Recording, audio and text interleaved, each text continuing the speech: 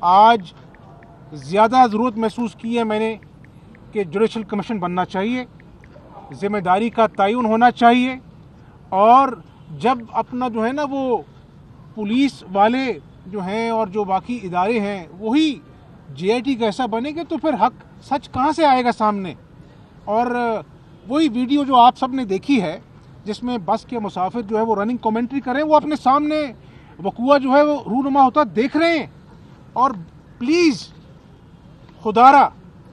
یہ بات کہنا حکومتی طرف سے کہ جی ایسے واقعات ہوتے رہتے ہیں، یہ ہو رہا ہے وہ ہو رہا ہے، خدارا جب میں کہہ رہا ہوں کہ ہم اس پہ سیاست نہیں کرنا چاہتے، آپ کو کوئی حق نہیں پہنچتا۔ اور ذرا محسوس کریں